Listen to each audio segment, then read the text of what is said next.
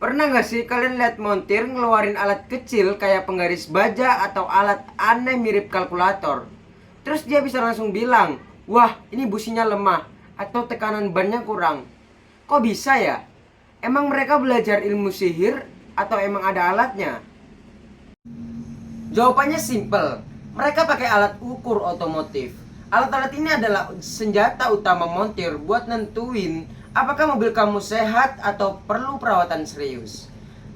Misalnya, ada alat yang namanya tire pressure gauge. Itu buat ngukur tekanan angin di ban. Gak cuma di ban loh. Dari kabel listrik sampai suhu AC, semua ada alat ukurnya.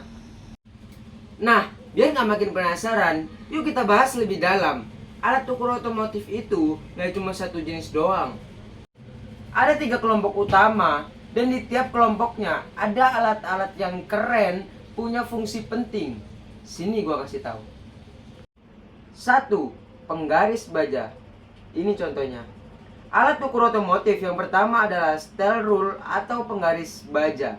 Terbuat dari bahan baja pegas. Penggaris bisa memiliki skala dari 0,5 mm atau 1 mm.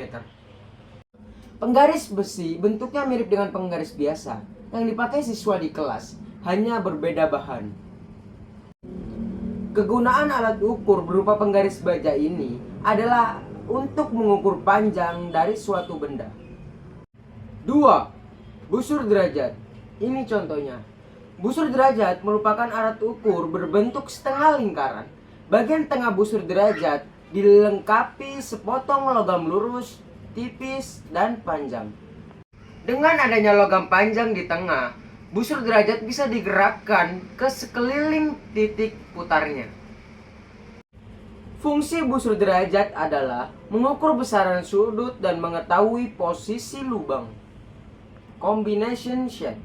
Ini contohnya. Sesuai namanya, combination shade adalah alat ukur otomotif yang memiliki banyak fungsi.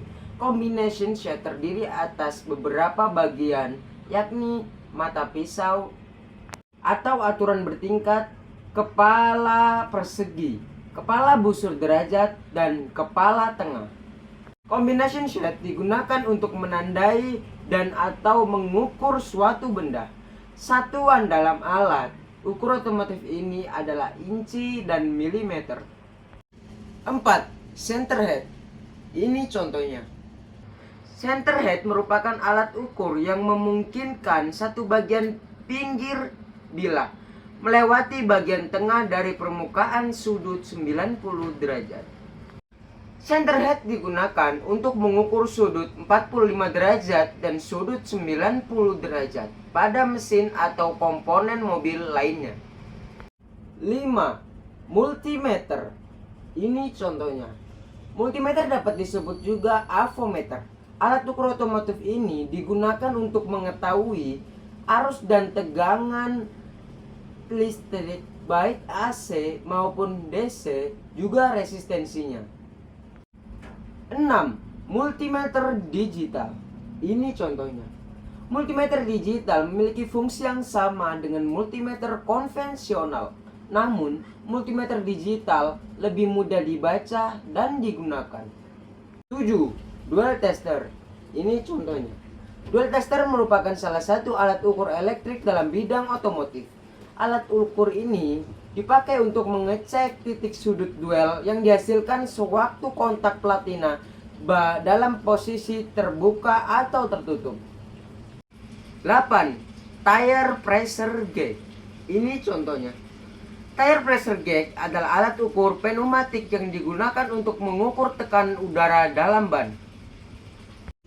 Jika tekanannya kurang, akan ditambah. Begitu juga sebaliknya, hingga ukurannya sesuai dengan standar keselamatan. 9. Filler gauge. Ini contohnya.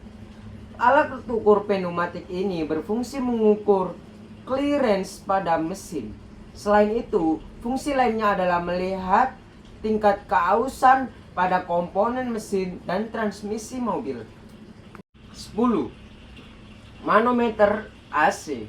Ini contohnya. Manometer AC adalah alat yang digunakan dalam mengontrol atau mendiagnosa sistem kerja AC. Kesimpulan dari pembahasan saya tadi yang mengenai 10 alat ukur otomotif, ternyata di dunia otomotif akurasi adalah segalanya.